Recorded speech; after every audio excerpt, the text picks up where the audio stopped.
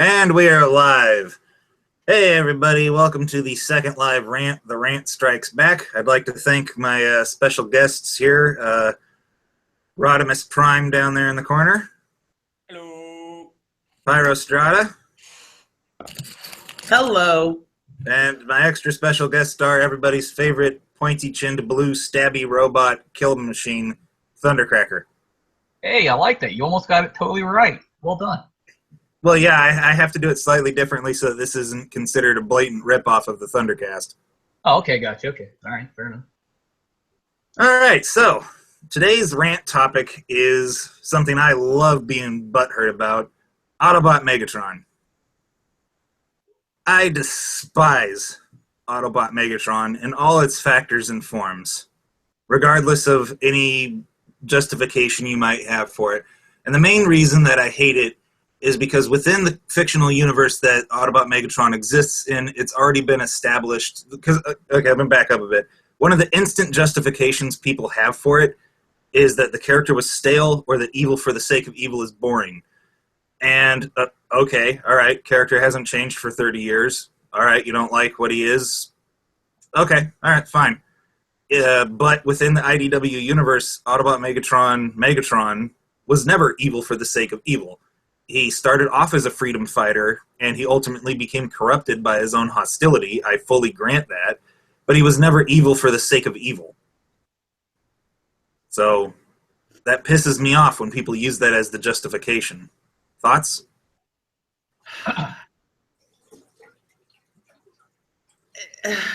Have people even read older IDW when they say stuff like that? I don't think so. I don't either. Because I explain to them, and like I'll get out my phone or my laptop or whatever, and I'll look up old issues and show them, and I'll be like, look, see, he was basically enslaved, and he rebelled. But then I figured out why everybody who, loves Autobot Megatron throws the blank justifications out there. I figured out why. It still pisses me off, but I figured it out why. It's because making Megatron an Autobot spits in the face of the fictional background that was built by Simon Furman, and all modern IDW fans love that. Yeah. Modern IDW, specifically James Roberts' scribbling, goes out of its way to urinate on everything that came before him, especially Simon Furman. He cherry picks Simon Furman's favorite characters and utterly wrecks them on purpose. Yeah, Grimlock, Shockwave, Megatron. Yep. Yeah, if I could maybe throw my 2 cents out there. Right? Please. I also vehemently hate Autobot Megatron, but it's not even for the reasons that you mentioned. My biggest reason for vehemently hating Autobot Megatron with every fiber of my spark is not even Autobot Megatron. It's the little shitheads that leap to his defense anytime anybody says anything bad for any reason whatsoever at any time about Autobot Megatron. It's almost like you're not allowed to not like Autobot Megatron. Yeah. And my thing is, hey, the character has been one way for a long time, and a lot of fans have grown up with with this type of Megatron. This way Megatron is, and whether quote unquote the character is stale or not, that's just the way Megatron is, right? And I often liken it to, let's say they say you're just blinded by nostalgia.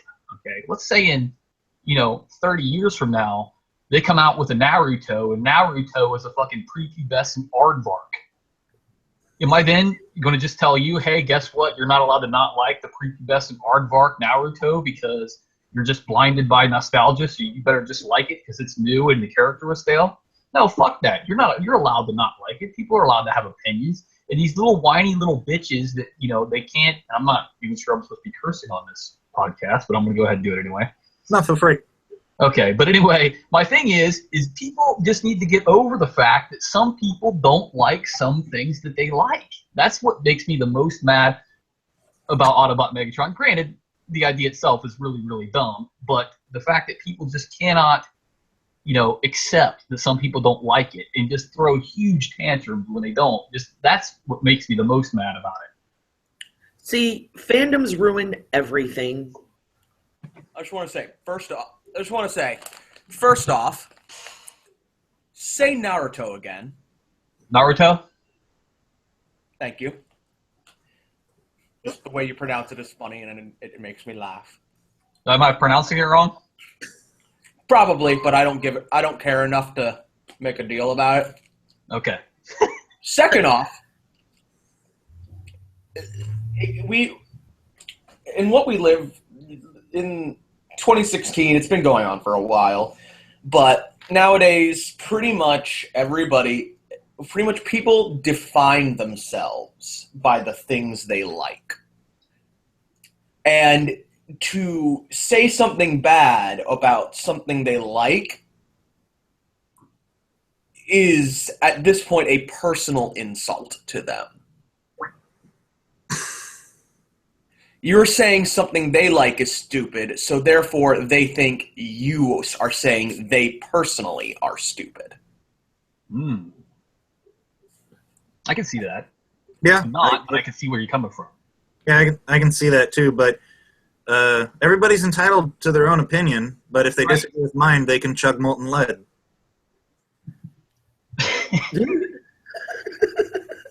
But yeah, so there's no hypocrisy there. But no, like it's like when what's his face got on my page about Windblade, and I flat out told him, I was like, if you don't like what I'm saying, unlike my page, go like a Windblade one. And the dude threw a fucking conniption fit. Like, I gave him an out. I was like, I don't agree with you, but if you don't like what I'm saying, then just leave. But it's not your page. It's a page that's made for him. That's why he's there. Oh, so Facebook pages are part of the social contract. Now I get it. Yeah. It doesn't belong to you.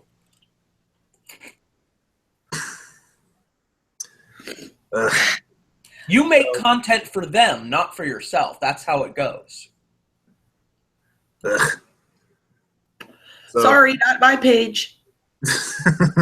So, anyway, going with this, my whole creepy sadomasochistic relationship with IDW, where I watch it as I light myself on fire to deal with the pain.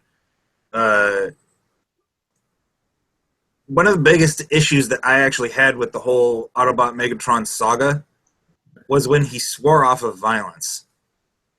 Oh my God. That was horrible. You want to have Megatron? So here's the thing, though. At the end of Dark Cybertron was when Megatron became an Autobot in the IDW verse, and Dark Cybertron, I fully admit it has its moments that I like, but most of it is just pure shit. They rehashed the Chaos event and just had Shockwave be the center of it rather than Galvatron in the Dead Universe. And so they started off the current run, which has now ended, but they started off that run by rehashing what other people had already done.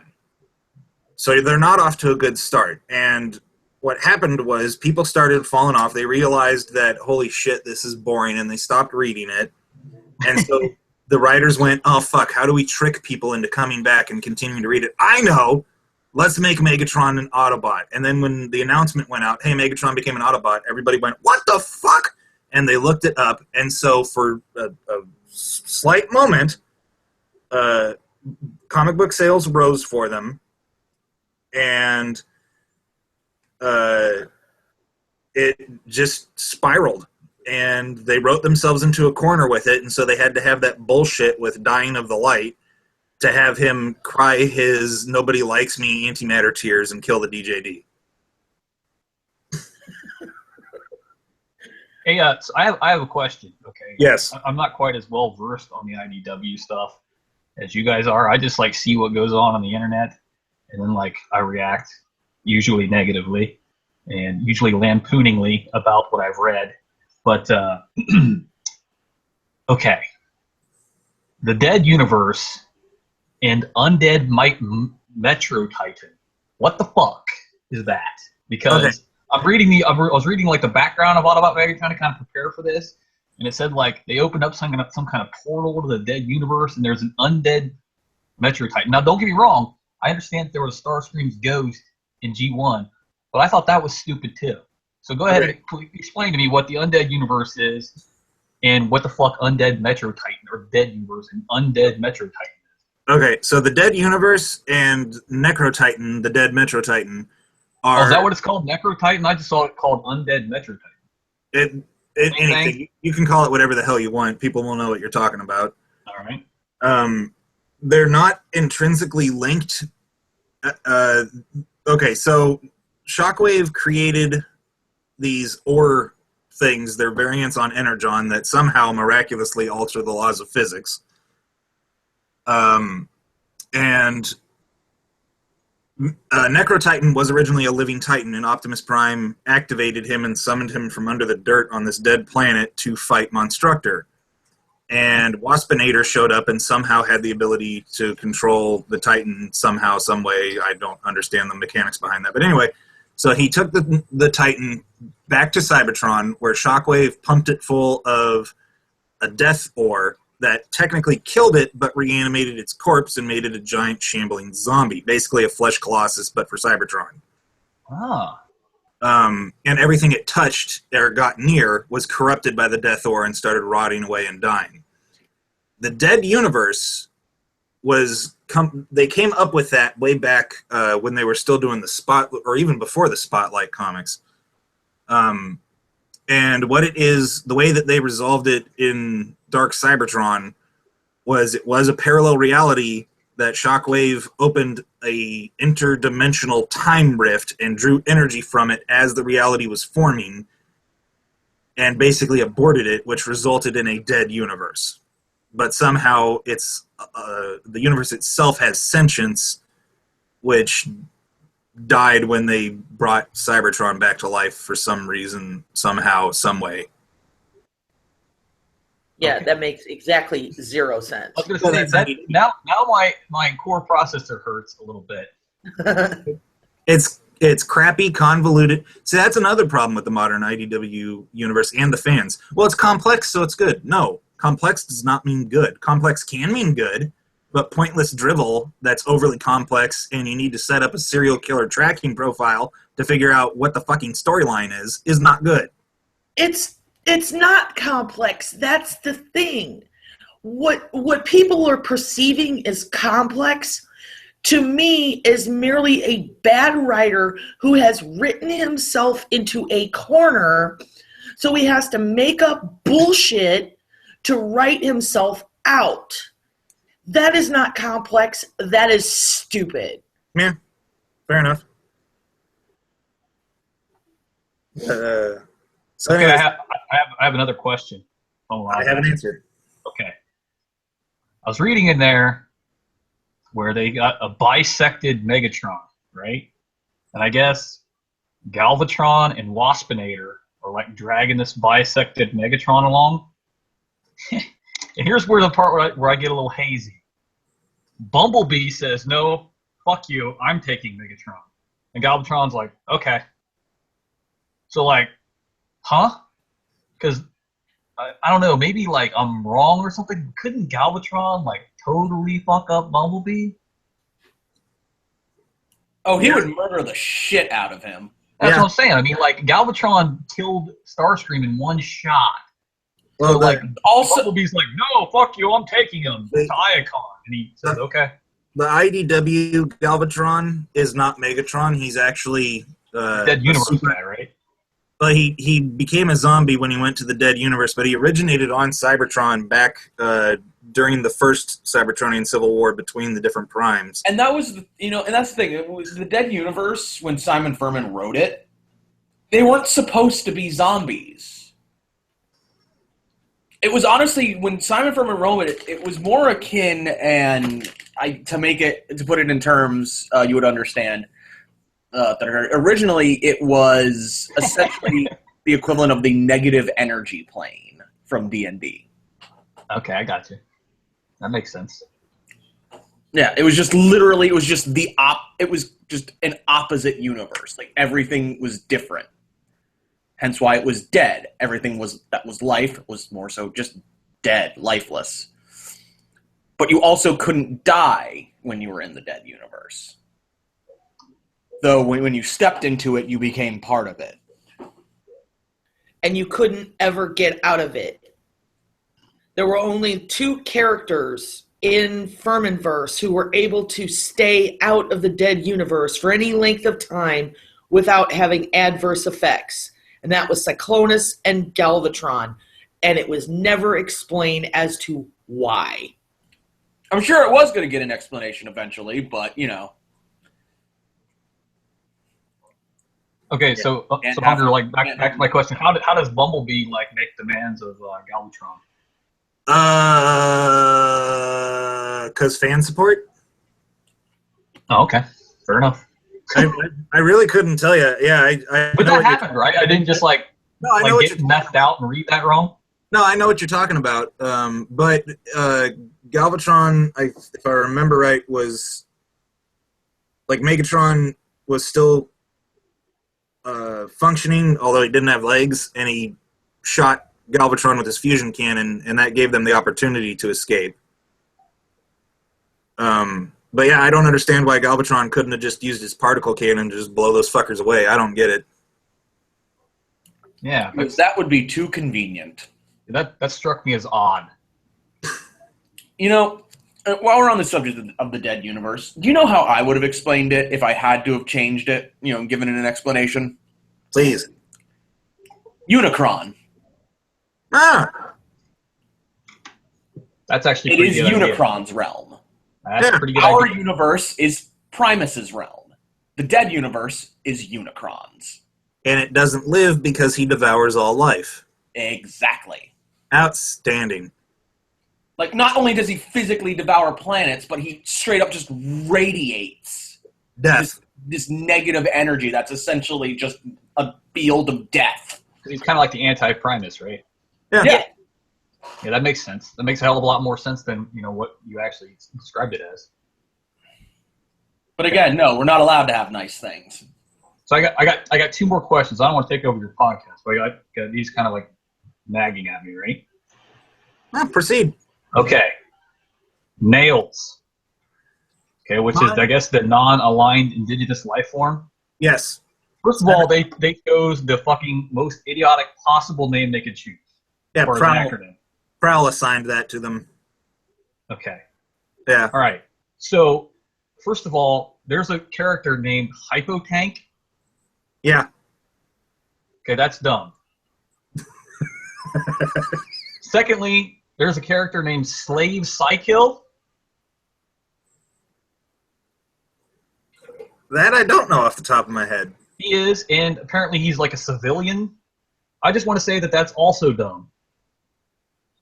And finally, there's a character named Tappet. And I would just like to further add to my little rant that that's dumb. And they also have Skybite in there. Yeah. And apparently like 4-arm triplets. Yep. And Metal Hawk. Yep. It's like they chose. And here's the thing: there are some decent characters in there, like Blur and Jazz and Swindle, and Starscream, I guess, is also in there. And Astro Train. But they what the fuck? They chose like the most. It seems like they're like, okay, let's gather up all of these rejects, throw a couple of decent characters in there, and make it a thing. Yeah. And then give it a really, really dumb name. Well, at the end of the Chaos event, Cybertron was alive again, and they sent out a broadcast through all of space that the fighting's over, come home. Because they thought Megatron was dead, and Optimus Prime renounced his primeness and left. And so all the males, the neutral parties, started coming home. And so, they've spent millions of years modifying themselves for life on other planets or just aboard their ships. So they're all a little bit different. But yes, quite a few of them look very, very dumb. And I just want to say, didn't they, when they originally left, was that not called the Exodus? Yes, the Great Exodus. Okay. And was that, wasn't that like promulgated by Die Atlas and Tyrest? Yeah, they basically kicked it off. Okay. I just wanted to make sure that, like, I read that stupidness right. Because that's pretty dumb. Okay. I got one last question, and I'll shut up. All right. So I'm reading this thing about, Autobot Megatron. And apparently when Autobot Megatron said, hey, I'm going to be Autobot Megatron, and he picked up the little insignia from Bumblebee, and he held it up, and I was like, what? I'm going to be Autobot Megatron, and it's going to fucking suck. Apparently, that freaked Shockwave out, right? Yes. That made And, Shockwave. I read these two words together. Pre-shadow play, right? So I was like, I wonder what shadow play is, because it sounds really, really, really stupid. It is. It is. So I looked it up, It is and I very was not stupid. disappointed because it is fucking moronic. Yeah. I mean, just like weapons grade fucking moronic. I mean, just what the fuck? It is refined 99% pure moronic. Right. I mean, they must have had that in the fucking moron centrifuges for quite a while before they fucking pulled that shit out. The purity of Yeah, idiocy. they pulled that out at the same time they pulled out that super idiocy called Impurata. So, yeah, apparently, like, they gave it the most idiotic name ever. When I see shadow play, right, I think of people fucking making shadow puppets on the wall of, like, a fucking dog chewing up a cat or whatever the fuck. Not whatever the hell this is. Or like whiny goths in cosplay. Yeah, right. Or maybe a cabaret type play or something, where you got like cross-dressing dudes coming out and like doing kick lines. That's what I think of when I hear fucking shadow play. Yeah, one of the giant middle fingers to Furman was how they changed Shockwave's origin story, which I actually didn't have a huge issue with. I thought they ham-fisted the shit out of it, but whatever. Originally, Shockwave was a Cybertronian senator who looked perfectly normal, and he basically staged a coup with Orion Pax, got caught red-handed, and so they chopped his head and hands off, gave him claws in the mono eye, and they also basically lobotomized him to control his emotions. And he became the Shockwave, the giant purple people eater that we all know and love. Is that where that picture comes in, where they got these like manipulators and they got like a face there? Yes. Okay. Yep. All right, I'll shut up now. Because, I might have dominated this too much. Go ahead. Just because it's not, necessary or cool to just have a cold, emotionless, scientific, logic-based warrior at all. No, we got to have a reason for that. He can't just be made that way. And the whole... He can't just be born that way. The whole Darth Vader syndrome involved with Shockwave pissed me off, too. Because before all the Impurata and Shadow play, he was kindly and cared about his planet and his people, and that just wasn't good enough, so we had to have the dastardly Senate do that to him. And then we go to the end of the Chaos event where he was redeemed before he was murdered. No. Yeah, he had a logic aneurysm. Yeah. Stupid. It's okay to have bad guys, okay? Not bad guys who can be redeemed with the power of love. That's bullshit. And the magic of friendship. Don't you dare forget the magic of friendship. Ah, yes, weaponized friendship. Yes. I was going to say one more thing, too, is according to Lady Gaga, you can be born this way. Anyway, Autobot Megatron sucks. Yes, he does. Autobot, he's here. He's queer. Get used to it. I refuse. Trump is president. I don't have to get used to shit. Anyway.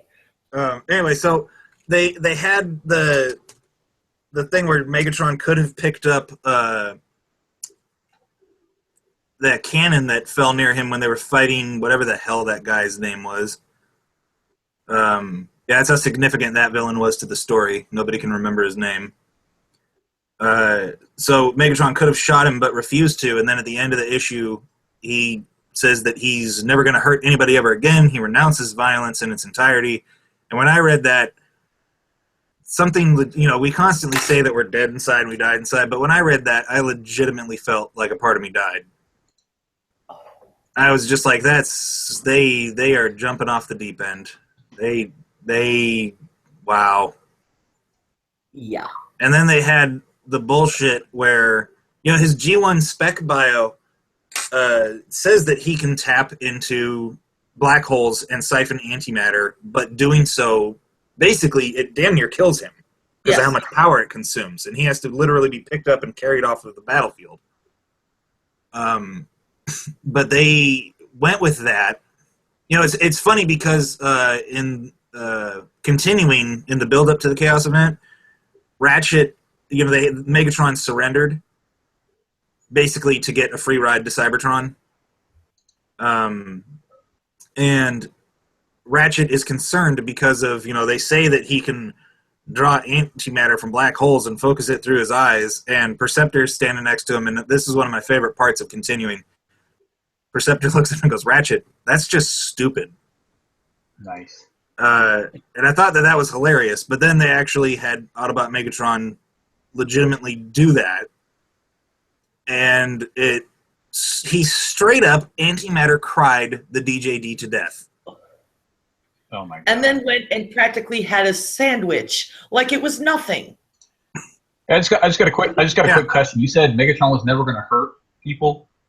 Yes. Yeah. Is he also never going to give them up or never going to let them down? Never going to run around or desert. Yeah, no, he did because he already deserted Get the out. ones. I'm done.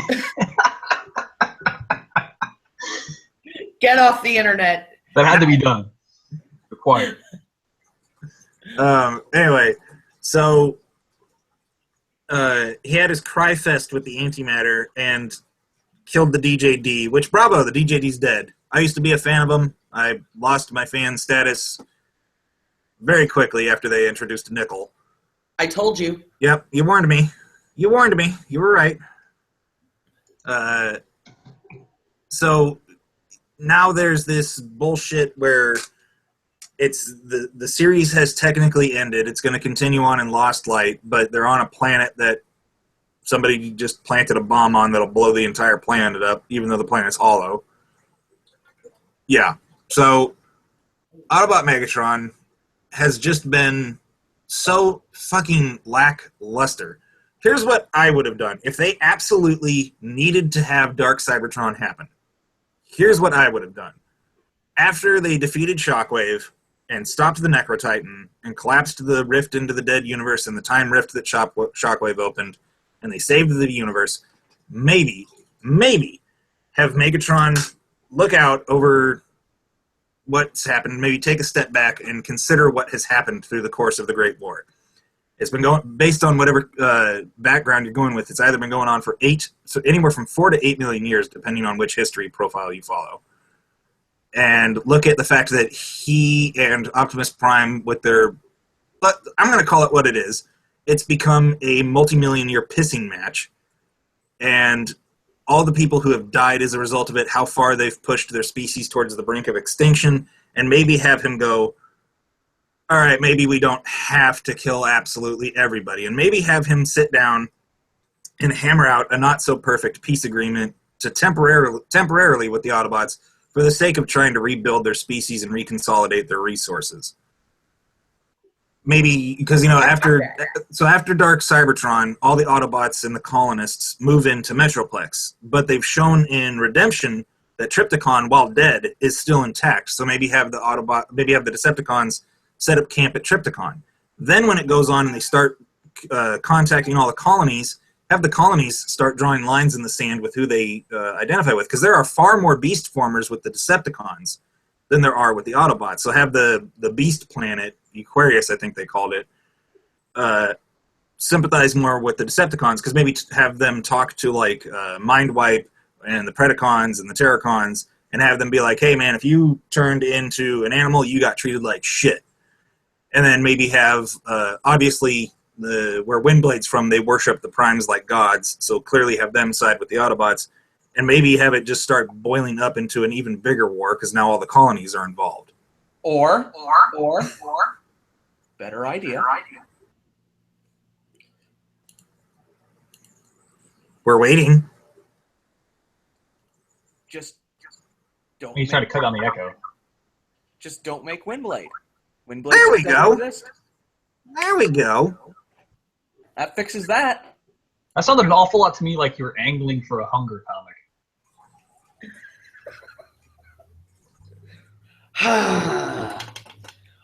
Windblade, yet another rant available. Hey, can I ask one more question? Sure.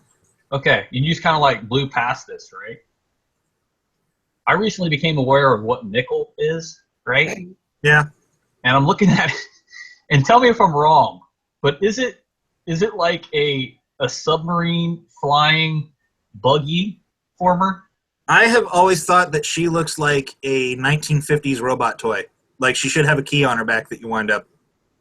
And okay, and also, does she have like a Geiger counter meter thing on her fucking forehead? Yes, she does. Okay, that's all I wanted to know. She's a basically Rosie the robot from Jetsons. She is the last mini-bot from a colony that was destroyed by the Black Bloc Consortia. Prion? Yeah, and she's from one of the Titan colonies, and she's the only one that survived, and the DJD found her, and she heard about the Decepticon mission to wipe out all organic life, and since organic life just killed everybody she knew and loved, she was like, oh, fuck yeah, I want some of that. No. Nickel is a plot device. That's what Nickel is. Yeah, I know. Nickel was James Roberts' idea of trying to placate those that were bitching about the DJD was too overpowered to exist. So rather than fix the problem outright, he creates Nickel, which basically took it to the other end of the spectrum and turned the DJD into a bunch of little whining bitches. Yeah. Just one last question. I'm looking here on this Nickel page, and it says that she was featured in a comic called "Do Not Go Gentle." Yeah. Did that actually happen? Yeah, that was the conclusion to Dying of the Light, which was the wrap-up for the Autobot Megatron saga as it was. It was when he killed the DJD.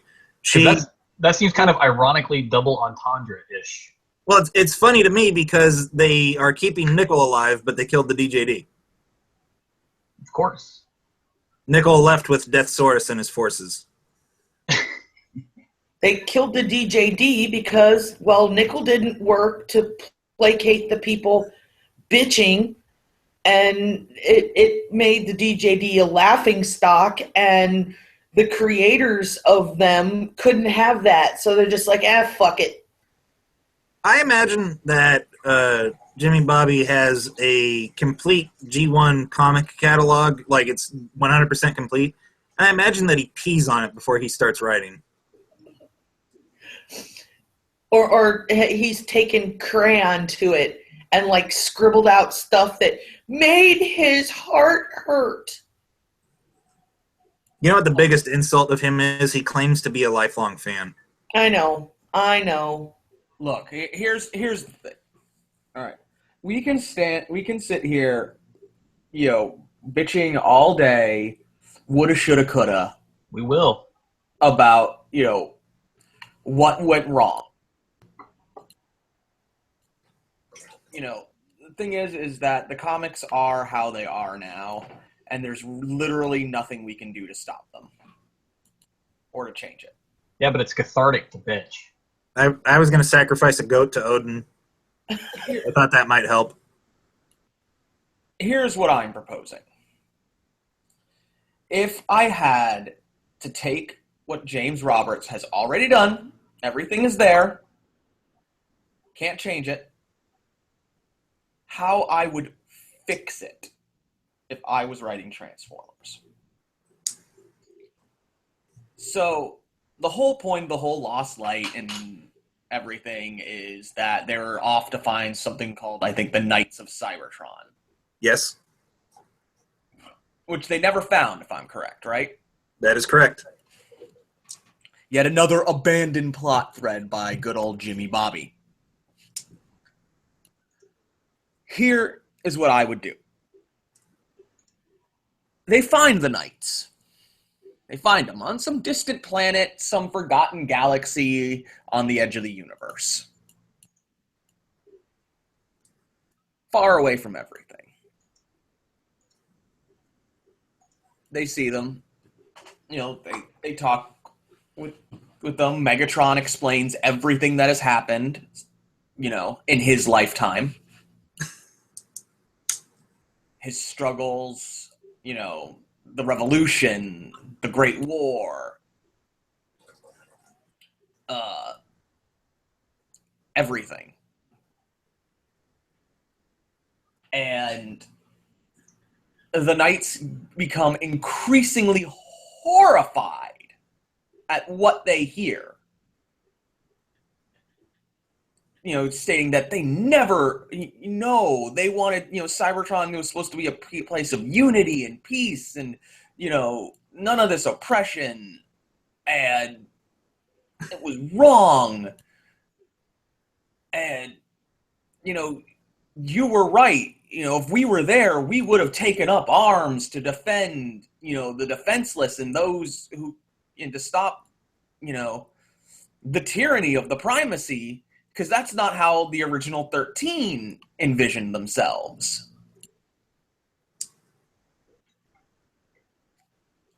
They take this knowledge along with the Knights of Cybertron back to Cybertron. To which, they get back and they announce, we found the Knights. They're here, and they would like to meet Optimus Prime. They take him to meet Optimus. And which then they're like, yeah, Megatron was right all along. We agree with him. He was justified. As the last remaining of the 13 original Primes, why did you let this go on? How could you? That you had a responsibility as one of the 13 to guide your race and to prevent the corruption and the tyranny. And in essence, and by proxy, avenge all the lives lost by the Great War.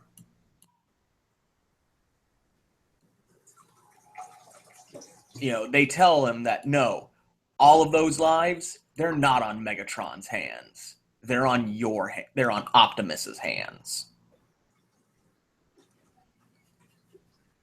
Obviously Optimus is completely indignant about this. Like, how dare you? You weren't there. All you got is secondhand information.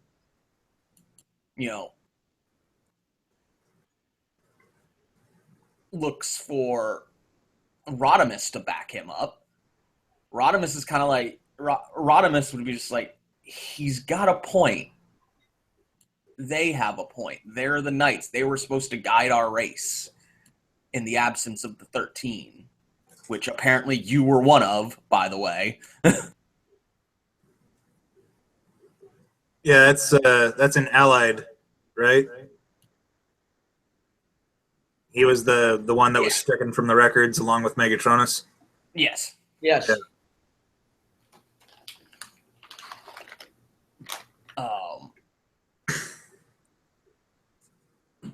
And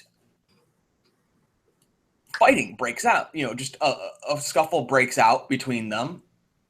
Pretty serious. Things start to spiral out of control. Before you know it, it's on. And all of the forces of the Council of Worlds and all of that are driven off Cybertron. Basically, it's clear that Megatron, because when the information gets public, more Cybertronians side with Megatron this time because of all of this knowledge that has come to light.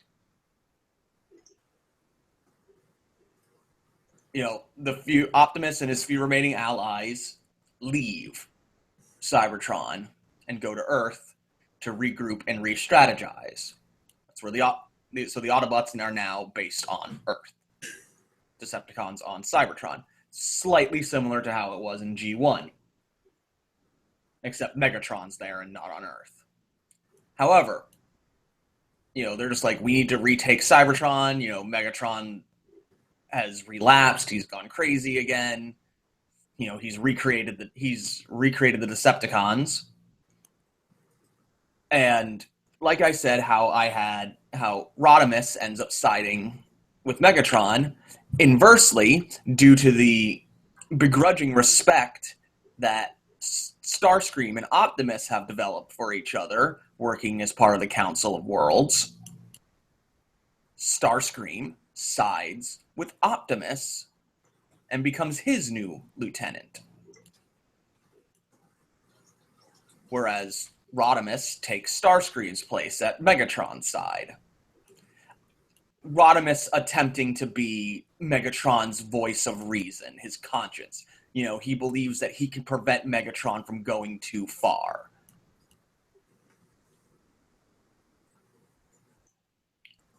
Starscream would just be Starscream.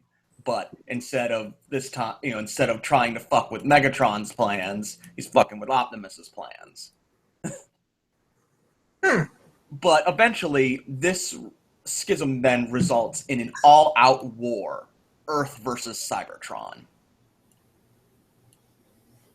It's a great idea, but you see, it's too great. Of course, that's why the writers involved couldn't deal with it. The existing fandom, who's used to a certain way, could not deal with it. No, because that would mean the franchise is about war again, which is it's supposed to be. I'm sorry. I don't like war in real life either. It's a fucking horrible thing that no one should ever, that shouldn't have to happen in this world. But you know what? It's a fictional war. That's what the franchise is about. Deal with it. There are good guys. There are bad guys. The whole, I don't know, Autobots wage their battle to destroy the evil forces of the Decepticons. That's the basic tenet of it all. Well, that in context, Endura. Yeah. Hey, so I have, have any of you Get off the internet. Have any of you read the Transformers Infestation? No. Hunger? No, it sounds familiar, but I can't place it. Transformers Infestation. Which one? The first one or the second one? Multi-property crossover. And it's got the Ghostbusters and G.I. Joe in it and all that jazz. Oh, yeah, I've read that. Yeah, I'd say the zombie one or the Cthulhu one? I don't know if it's a zombie one or not, but I know it's got Star Trek and G.I. Joe and Ghostbusters in it.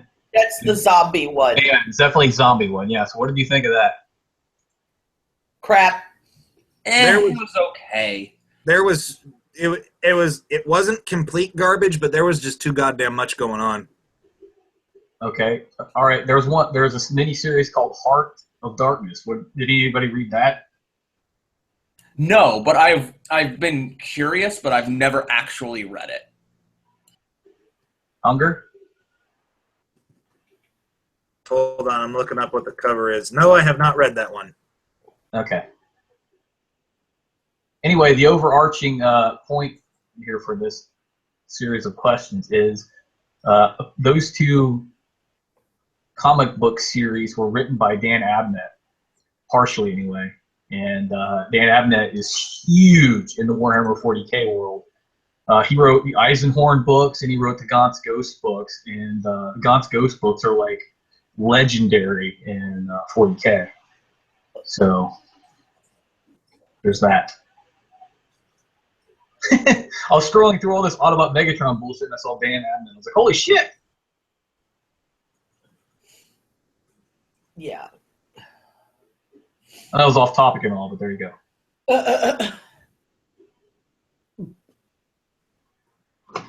You won't constrain me with the topics.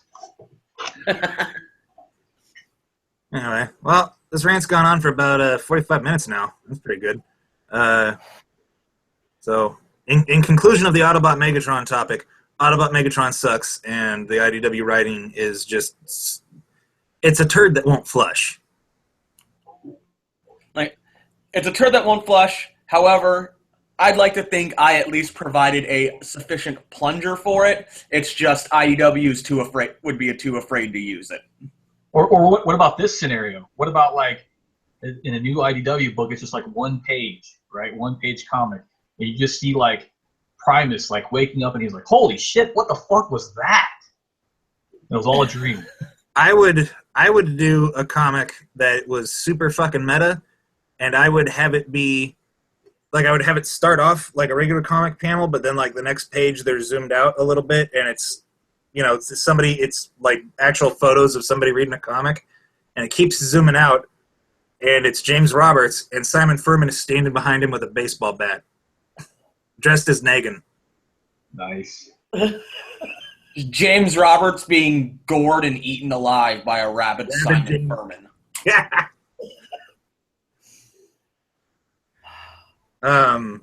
Anyway, but one thing I think that we all universally can agree on is that Windblade is awful. Yes. Yeah. Yes, indeed. Secret little known fact here: Windblade is actually Shattered Glass Pyrostrata. Get off the internet. I knew that. All of you, get off the internet. And she can block a mobile black hole with the power of wind. Me. You can also tear up Menasar pretty easy. Yeah. What is the point of a Gestalt if a random generic character has a sword that can instantly chop it up? Yeah, just a couple quick chops, done. Why are they worried about it? It's like, oh my god, we're so worried about this army of combiners. Oh, fuck, just send Windblade at him. She'll just cut them all in half. Yeah. That's kind of the way I'm looking at it. Way overpowered. Where was Kabuki? Where was she with her super combiner killing Kabuki sword when the Decepticon was destroying Cybertron? Yeah, she was over in Cambodia. Where the fuck that planet's called?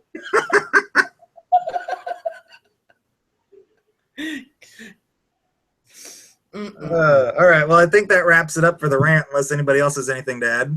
No, I think I'm good. All right.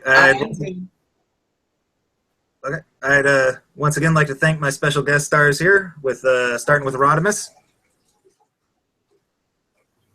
Glad to be of service. Pyrostrata. It's fun as usual. And our very special guest star, Thundercracker. None survived. Thanks for watching, folks. Cutting off.